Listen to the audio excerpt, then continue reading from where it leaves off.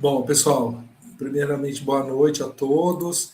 Vocês vão perceber que eu não vou iniciar hoje discutindo as atividades, porque a gente já discutiu isso lá no ano passado, que são as atividades de PCC que estão previstas para ser entregue essa semana, né? Aqui choveu bastante, viu, Kenny? Tava precisando, na verdade, né? Demorou, porque janeiro costuma chover bastante. Foi, acho que o primeiro dia de janeiro que a gente teve uma chuva assim o dia inteiro, né? Mas eu amo chuva. Mas, tirando eu ficar ruim, né, desse jeito, mas tá bom. Bom, pessoal, então, na nossa aula de hoje, nós vamos ter dois tópicos, digamos assim, tá? O primeiro eu vou falar sobre um pouquinho do ensino, diversidade étnico e cultural. Então, eu vou apresentar algumas propostas de ensino, que tem tudo a ver com a prática como componente curricular, né? As orientações da prática como componente curricular, elas foram dadas na segunda aula, tá? Então, pessoal, vocês podem retomar pela gravação as orientações, tá? Mas, basicamente, é aquela atividade que a gente abriu ano passado para entregar até a próxima semana, certo? E como vocês vão ter a atividade final no sábado, eu também destinei um espaço da aula para a gente fazer uma rápida revisão.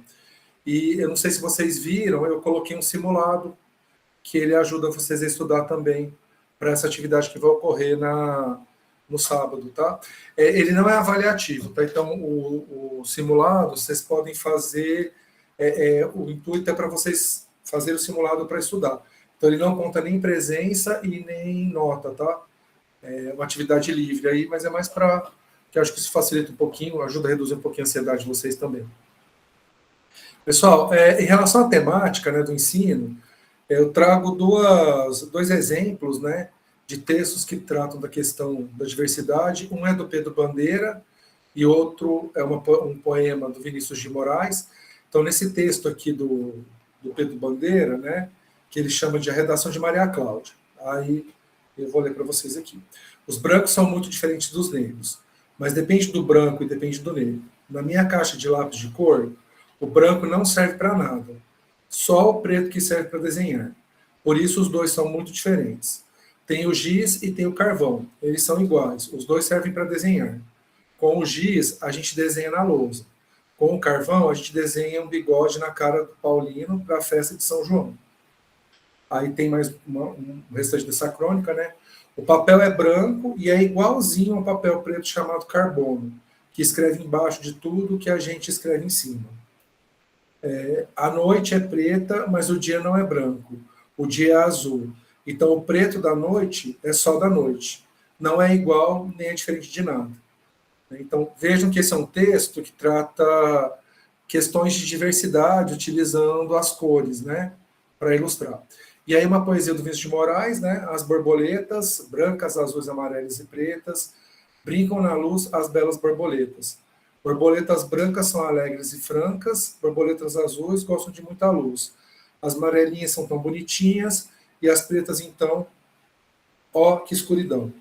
Então, vejam, pessoal, a gente está pensando em como a gente poderia desenvolver ações de ensino voltado para as questões étnico-culturais, certo? E aí, pensando na atuação do pedagogo, o pedagogo ele trabalha pensando na questão da sala de aula, né, da gestão de sala de aula, ou com a educação infantil, ou com o ensino fundamental 1.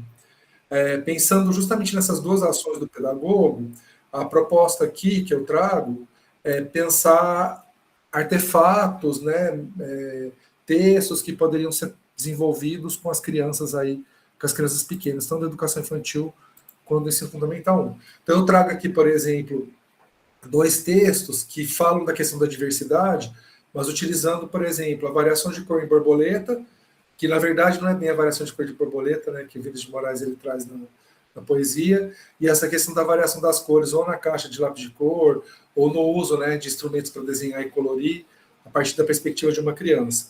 Mas, de qualquer forma, os dois textos, eles trazem uma valorização do que é diverso, né? Então, vejam que a ideia de trabalhar o ensino de diversidade étnico-cultural, não necessariamente você precisa trabalhar a questão de forma tão explicitamente. Você pode trazer elementos metafóricos, como é o caso aqui desses dois textos, e a partir daí fazer as extrapolações para o cotidiano, né? Então, aqui eu vou trazer agora um conjunto de propostas, né? Eu coloquei no módulo 5 alguns referenciais que detalham mais essa questão de metodologia, e aí vocês vão treinar isso na proposta da sequência didática, tá? Então, por exemplo, na questão da educação infantil, uma questão que a gente pode trazer é procurar desenvolver ideias de equidade, né? Aí tem uma questão, né, que a população indígena e negra são segmentos mais excluídos do acesso à educação na faixa etária dos 0 aos 6 anos, né? Isso tem dados demográficos que ilustram, né? E que a questão da discriminação compromete socialização e interação. E aí a questão da desigualdade para as crianças negras interfere no processo de construção de identidade, socialização e aprendizagem e do sucesso escolar posterior, né? Então, quando a gente pensa na educação infantil e pensando nesses grupos, né? Então, são 2 grupos que eles têm um grau de marginalização no sistema escolar, especificamente. Obviamente que essas questões vêm mudando drasticamente, principalmente com a democratização do ensino, tá, gente? Até a década de 60, 70, o ensino aqui no Brasil ele era muito restrito. Eu não sei se vocês já fizeram alguma disciplina de história da educação, mas na história da educação no Brasil a gente vê isso. E aí há uma abertura, né, das escolas para a população em geral, principalmente no finalzinho dos anos 70, comecinho dos anos 80. Mas isso só vai se operacionalizar de fato nos anos 90. Então, quem aqui fez escolarização, fez educação básica nos anos 80, como é o meu caso, a gente sabe que a escola era altamente excludente, apesar de ter uma legislação que favorecia o processo de democratização e de entrada das pessoas, né? O que acabou acontecendo é que as pessoas podiam entrar, mas a escola, ela excluía, que aí não se adequava aos parâmetros que a escola exigia. Aí, com os anos 90, 2000, essas questões elas mudaram, e então as escolas passaram a ter mais diversidade. E, obviamente, né, pessoal, chegando até o ensino médio, obviamente que você tem mais pessoas que podem fazer o ensino superior. Porque para você fazer o ensino superior, obrigatoriamente você tem que ter até o ensino médio.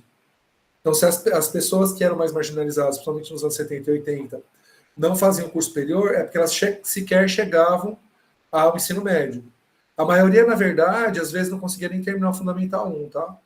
E aí depois tem toda uma mudança. Eu vi um dado que eu fiquei um pouco assustado, em relação assustado de forma positiva, tá, gente? Que até o comecinho dos anos 2000, somente, que eu pensei que eu terminei a graduação em 2000, né? Quando eu terminei a graduação, eu fazia parte de um grupo de 8% de pessoas do Brasil que tinham ensino superior. Hoje em dia, esse percentual é de quase 25%. Então, vejam que houve, né, um acesso muito, muito intensificado ao ensino superior pela população brasileira. Eu lembro quando eu estava no ensino médio, que o percentual de pessoas com ensino superior era na escala de 2%, 3%. E eu lembro dos professores comentarem isso, tanto é que a maior parte das pessoas que a gente conhecia, elas tinham no máximo ensino médio, que na época nem falava ensino médio, tá, gente? Era segundo grau, tá? Segundo grau completo. Porque eu sou quando eu fiz a educação básica, foi ainda a LDB de 71, né? Então, na LDB de 71, o sistema educacional era organizado em graus, né? Então, você tinha o primeiro grau, o segundo grau. E aí, depois, em 96, que passa a ser utilizado a questão do ensino médio e ensino fundamental, tá? Que aí vale até hoje. Então, só para vocês terem uma ideia, quem é mais novo talvez não consiga entender essa realidade, porque conhece bastante gente, talvez, que tenha curso superior, mas vocês têm que imaginar que tem um tempo histórico do Brasil que não é tão antigo assim, que praticamente ninguém tinha ensino superior. Pouquíssimas pessoas tinham. Era uma parcela muito pequena da população.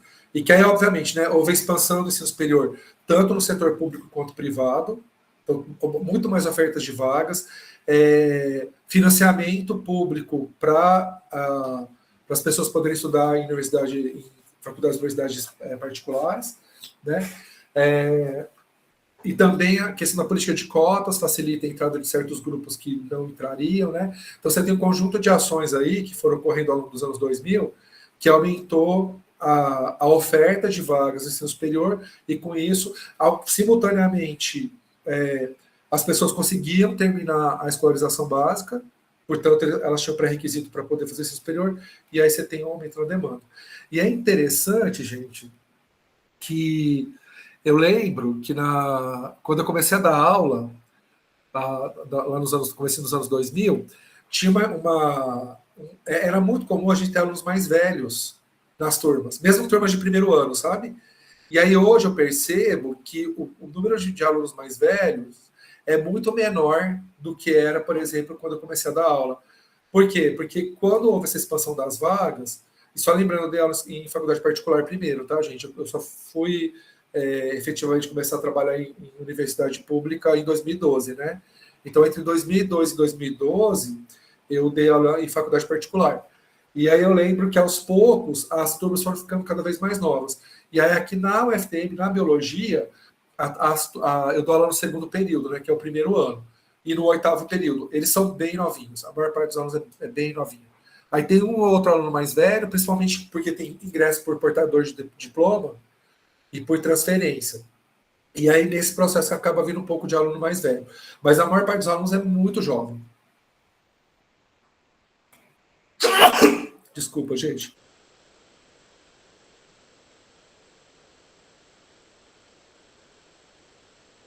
Não deu tempo de eu fechar o microfone, viu, gente? Ah, eu vou espirrar de novo.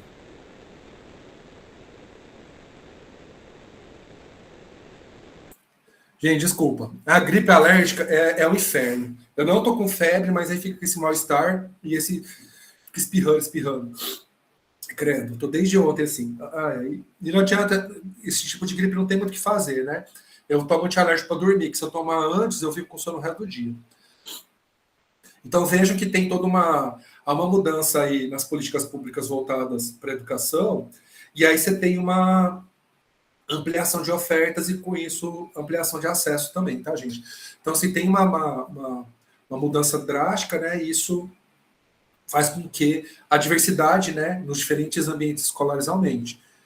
Quem aqui fez escolarização nos anos 80 deve lembrar que as turmas, elas não eram tão diversas, né? E mesmo nos anos 90, viu, gente? Eu consigo perceber uma diversidade maior a partir, principalmente, do final dos anos 90, comecinho dos anos 2000. Na universidade, então, pior ainda, tá? Se na educação básica você não tinha uma diversidade tão grande assim, no ensino superior era pior. Aí, principalmente de 2010 para cá, a gente percebe uma mudança de perfil, e eu acho importante essa mudança de perfil. Tem a questão da idade que mudou, mas assim, eu estou pensando no curso de biologia, tá, gente? Porque, por exemplo, aqui no curso de pedagogia, a gente já tem uma diversidade de idade maior. Isso é ótimo, né?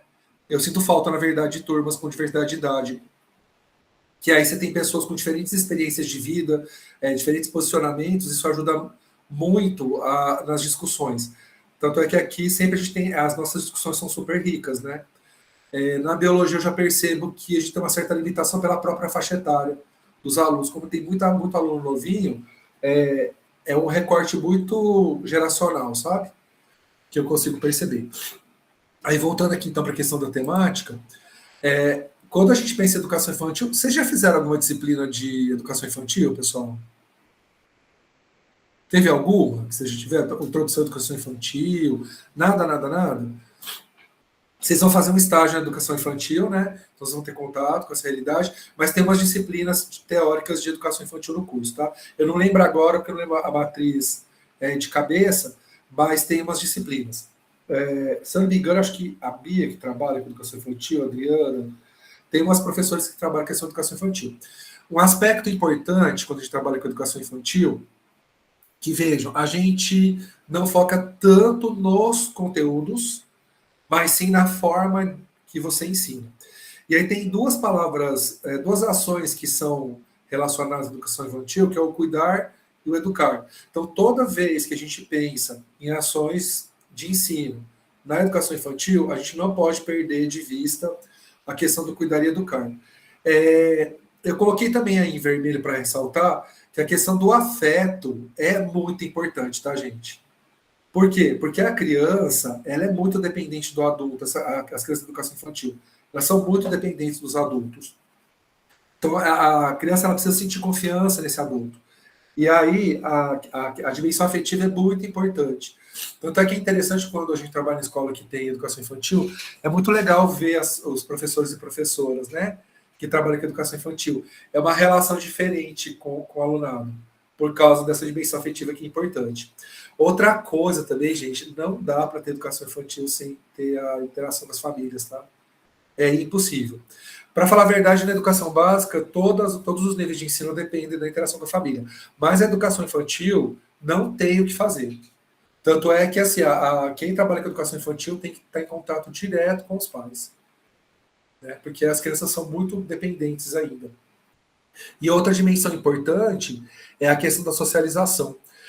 Só para vocês terem uma ideia, pessoal, tem estudos que mostram que crianças que não passam pela educação infantil, elas têm dificuldade de socialização posterior. Então, durante a educação infantil, a gente precisa pensar em ações que promovam a socialização dos estudantes, certo? Tudo bem que isso pode se perder depois, né? Eu não sei eu sei que alguns de vocês aqui são professores do trabalho em escolas. O que eu tenho sentido é que os jovens eles estão tendo uma dificuldade muito grande de socialização, viu? Eu tenho percebido nas turmas da biologia que os alunos eles já se organizam. Vejam, eu dou aula no segundo período, né? Bem no começo do curso e depois no final. E eu já percebo que no segundo período eles já têm grupos formados a ponto deles não saberem nomes de colegas de turma que eles vão para a aula todo dia. Eu acho isso uma coisa muito estranha. Porque como você convive lá com a pessoa 4 horas por noite, 20 horas por semana, ao longo de um semestre inteiro, e você não sabe pelo menos o primeiro nome da pessoa. Entendeu? Os grupos não são tão grandes, né? A turma da biologia desse semestre, por exemplo, ela tem 31 alunos. Como você não sabe o nome dos 31 colegas? Isso pensando numa coisa básica, que é saber o nome do outro, que eu acho que é o primeiro passo da socialização, é você tratar o outro pelo nome, né? Aí uma segunda questão é que eles não estabelecem interações entre eles, nem dentro da sala de aula e nem fora. Eu trabalho muito com atividade em grupo, né? Nas aulas presenciais, e eu percebo que os grupos são sempre os mesmos. Apesar deles poderem trabalhar com grupos diversos, eles sempre escolhem trabalhar com os mesmos grupos nas atividades. E aí, o aluno que geralmente não trabalha com o mesmo grupo é porque ele teve algum tipo de problema com com alguém da sala, e aí essa pessoa ficou visada, então ela tem que ficar alternando o grupo cada vez que tem uma atividade, para ver qual o grupo que está faltando, que algum colega faltou naquele dia, que aí precisa de ter mais um membro, e aí essa pessoa acaba entrando. Né? Eu acho bem estranho, tá, gente? Porque quando eu fiz graduação, eu lembro que a gente, na educação básica também, mas na graduação, eu lembro que a gente tinha uma boa socialização, sabe? Tudo bem que é uma época que não tinha celular, né? A gente não estava tão viciado em rede social, não era tão viciado em tela, não teve uma pandemia, então eu sei que tem um monte de questões lá que tem a ver com o período, né? Mas eu acho que essa dimensão da socialização, ela está bastante comprometida, principalmente na geração mais atual. E a educação infantil é uma forma de você iniciar esse processo, talvez isso ajude numa geração próxima essa questão da socialização ser melhor resolvida. Eu sei que eu fico meio assustado. E aí, pessoal, algumas sugestões do que pode ser desenvolvido na educação infantil, pensando na educação das diversidades étnico-culturais. Então, vejam, sempre a gente tem que pensar as ações na dimensão do cuidado, das brincadeiras e situação de aprendizagem orientada. Então, por exemplo, uma maneira de se trabalhar a questão da diversidade é a partir de bonecas com várias representações, né? Uma outra questão, brincadeira de roda, que muitas brincadeiras de roda, elas remetem à influência africana, tá? Tem até um trabalho de TCC que eu estou orientando, que a aluna está buscando a influência africana nas brincadeiras, essas brincadeiras que são feitas na educação infantil. Tá bem legal o trabalho dela, né? Então, isso de alguma forma ajuda a trabalhar a questão da cultura, né? Evitar associar, isso é uma questão que a gente já trouxe aqui, né? Que é evitar associar a questão étnico-racial somente com data comemorativa, né? Porque essa data comemorativa ela não significa nada na vida das pessoas, né? É só um marco que se resolveu colocar no calendário por motivos diversos, então a gente tem que pensar na questão não só naquela data, como se fosse importante a gente discutir isso só naquele dia específico, e não durante todo o processo, né? E tentar, na medida do possível, utilizar autores negros da literatura e outras artes, tá? Teve um TCC 40 da pedagogia, esse trabalho das brincadeiras é uma aluna da pedagogia, tá, gente? Maravilhosa essa aluna. E aí teve um aluno também da pedagogia, que ele terminou agora, que ele trabalhou uma história em quadrinhos de uma escritora preta, e aí ele fez uma análise, né, dos elementos socioculturais presentes no quadrinho, da influência da cultura, e aí ele fez uma proposta de ação utilizando esse material de literatura. Muito legal o trabalho dele. Inclusive, a gente conseguiu publicar, viu, gente?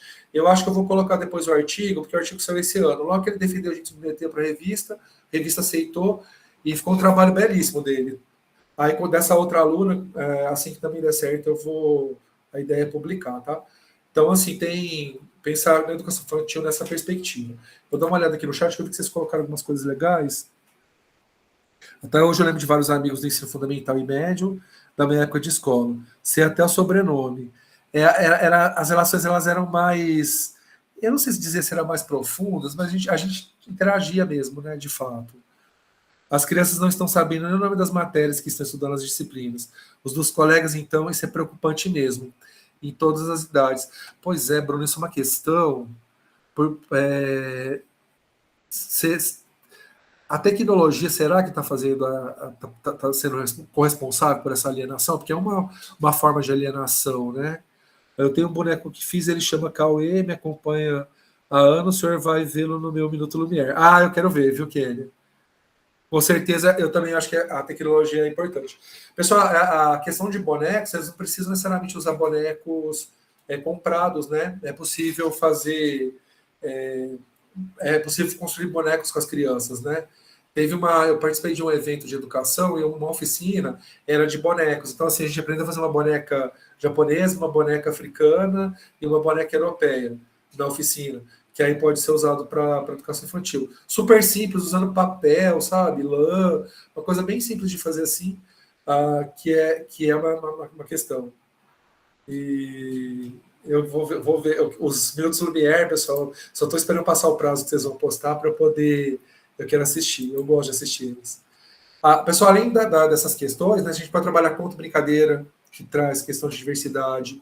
A gente pode trabalhar música e produção audiovisual que valoriza a diversidade, murais e cartazes, corpo humano e valorização das diferenças.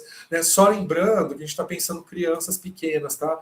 Na educação infantil, vocês vão ver que a gente não consegue estabelecer uma atividade com uma duração muito longa, tá? A gente tem que pensar em atividades que têm vários momentos, né? E na educação infantil, em algumas escolas, a gente trabalha com os cantinhos de aprendizagem também, que dá para você, por exemplo, colocar mural no cantinho, bonecas no outro, né? Então, dependendo da escola, vocês conseguem trabalhar com essa perspectiva dos cantinhos. Que aí na disciplina de educação infantil vocês vão ver que é bacana. Eu contei para vocês que eu fiz estágio na educação infantil no curso de pedagogia e eu confesso que eu não sou professor preparado para trabalhar com educação infantil, eu não consigo. Eu não tenho perfil de jeito nenhum. Eu lembro que a professora pediu para eu desenvolver uma atividade sobre dengue, porque estava tendo muito problema de dengue, né? Inclusive, tinha familiares das crianças, né, que tinham ficado doentes com dengue, aí eu fiz toda uma... Eu lembro que eu fui contar uma historinha de como o mosquito, né, chega até a gente. Aí, eu fiz uma coisa tão bonitinha, fiz um monte de cartaz, colori, aí eu comecei a contar a história, né, e aí apresentando os cartazes. Aí deu 2 minutos, eles pararam de prestar atenção em mim. Aí a professora falou para mim, não, tem que fazer outra coisa agora. Aí teve que fazer uma outra coisa, aí depois a gente retomou a historinha. Porque você não consegue desenvolver uma única atividade, assim, você tem que ficar alternando uma atividade de concentração com uma atividade mais lúdica, né? Então, assim, é bem complexo. Mas eu sei que o pessoal que trabalha com educação infantil adora, viu, gente? Não é o meu caso, tá? Se eu não tenho esse perfil. Pensando já nos alunos um pouquinho maiores, que do ensino fundamental 1, aí a gente consegue trabalhar conceitos um pouquinho mais amplos. Então, vejam, na educação infantil, a questão é de trabalhar a ideia da diversidade como algo que faz parte do que é ser humano, né? Então, considerando a diversidade na sala de aula, essas outras formas que a diversidade se manifesta. Agora, no ensino fundamental, a gente consegue trabalhar algumas dimensões mais conceituais das discussões sobre diversidade. Então, a gente pode trabalhar, por exemplo, as questões antirracistas, a interdisciplinaridade, a alteridade.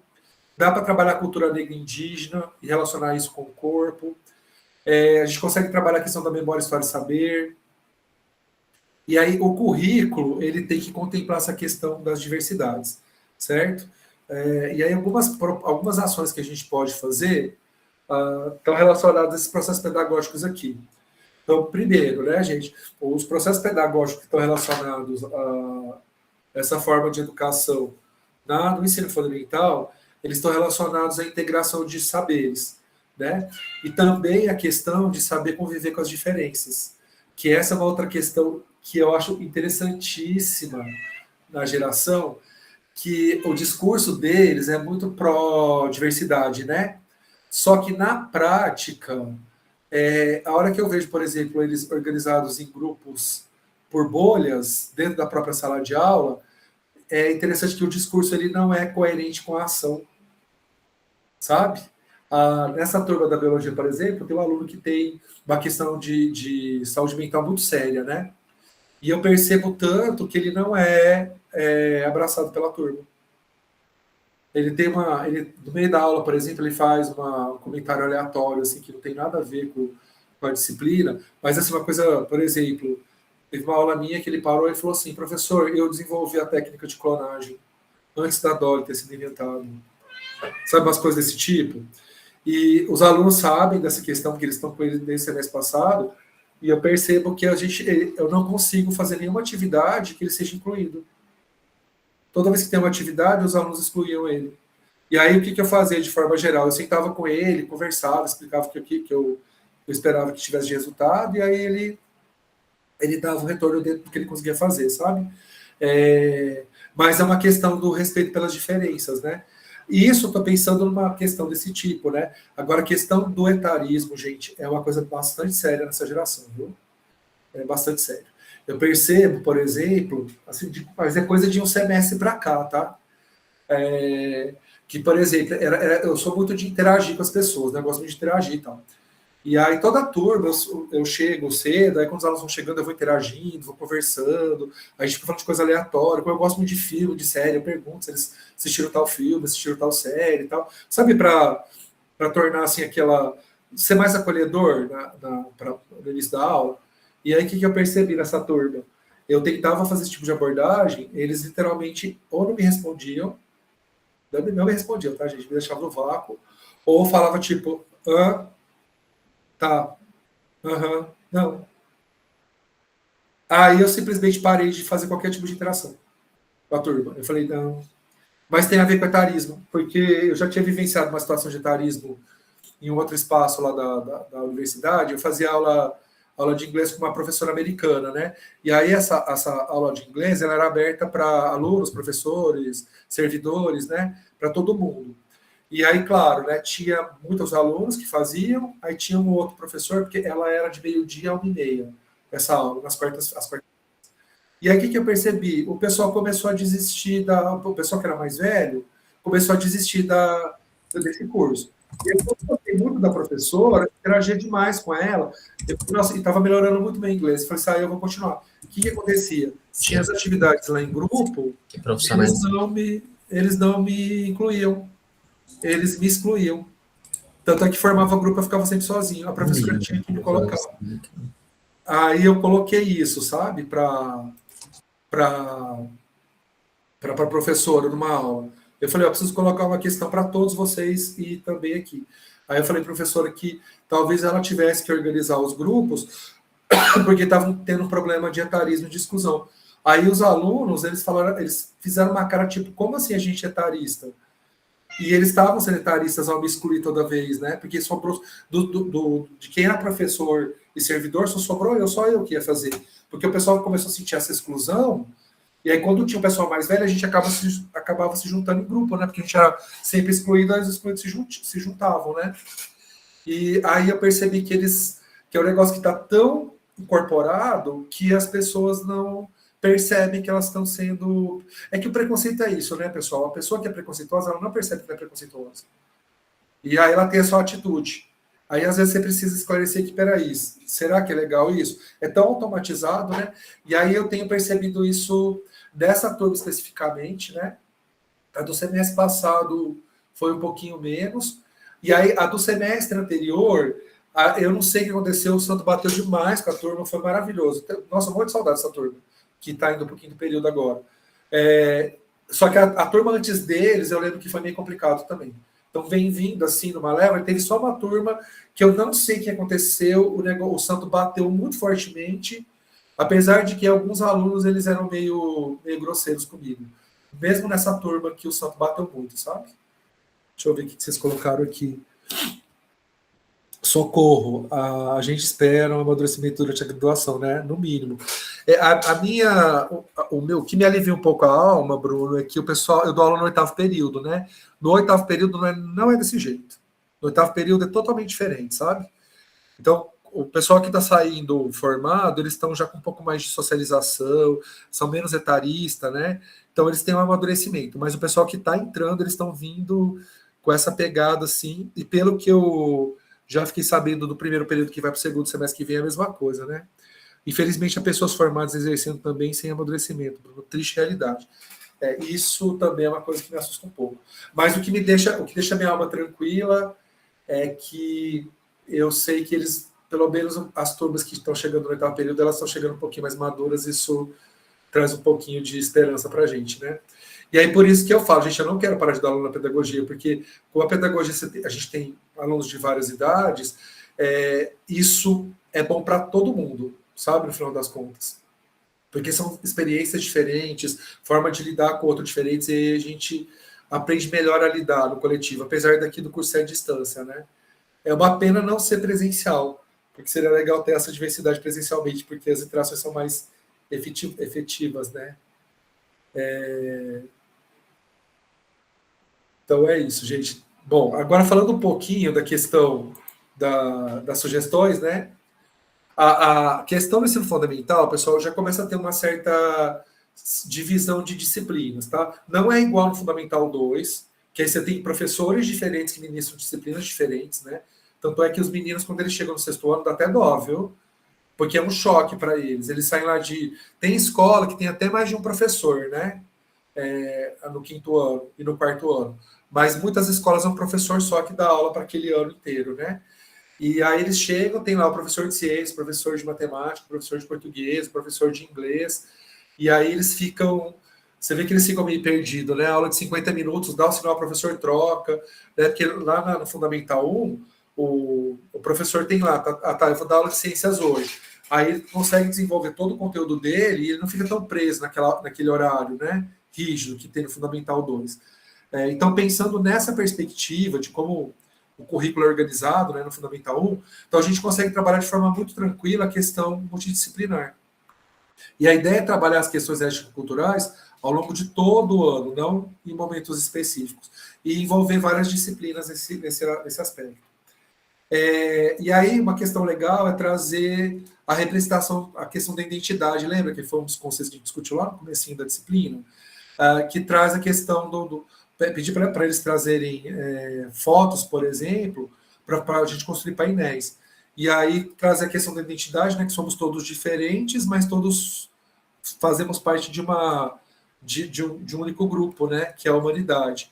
Então é uma forma de, a partir deles, né, é muito importante trabalhar isso sempre na partir da perspectiva dos alunos do Fundamental 1, tá? A questão de confecção de álbum familiar, né, também é uma estratégia didática que é interessante com o Fundamental 1. A feira de cultura, que aí a pessoa pode trazer as contribuições culturais, que aí como as famílias elas têm diferentes origens, né, então vai trazer influências, por exemplo, não só da cultura africana e indígena, mas também de outras manifestações culturais que compõem o Brasil, né? Afinal, o nosso país, acho que uma das grandes qualidades do nosso país é essa diversidade imensa que a gente tem, né? A nossa diversidade, ela é em todos os aspectos, né? Ela é uma diversidade que é biodiversa, então a gente tem muita diversidade de plantas, animais, micro-organismos e tudo mais, mas a nossa diversidade étnica é gigantesca, pela própria história, né, do nosso país. Eu acho que nenhum outro país do mundo tem tanta miscigenação igual o Brasil tem. Então isso é algo que a gente precisa valorizar mais na escola, sabe? Então uma forma de fazer isso no Fundamental 1 é trabalhar essas questões com as contribuições familiares, né?